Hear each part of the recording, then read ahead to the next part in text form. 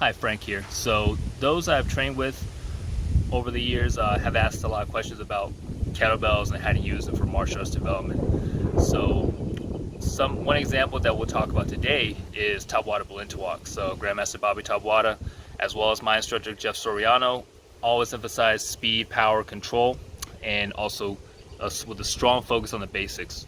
And over time, as you put in your years and your decades into this art, it's very important to find ways to continue to develop the art, both from a creative standpoint, but also from a foundational standpoint, to get better at your basics and also to prevent injury. So what we'll do is I'll demonstrate the kettlebell, how to utilize how a simple movement such as a swing can transfer over to a simple quote-unquote movement in Taboada Balintawak, such as a basic number one strike.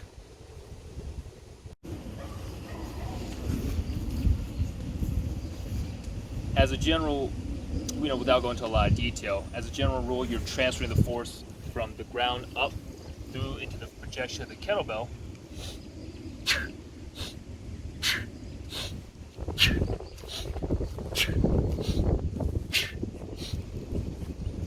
And that same direction transfers as well when you're using the stick to perform, say, basic number one strike with control.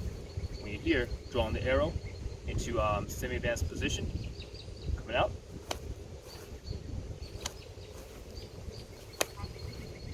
Full power, full power, full power, full power. Any questions you have, feel free to ask below in the comments, and also look in the description for some links to some more information about the kettlebell and also about Taboada Balintawak.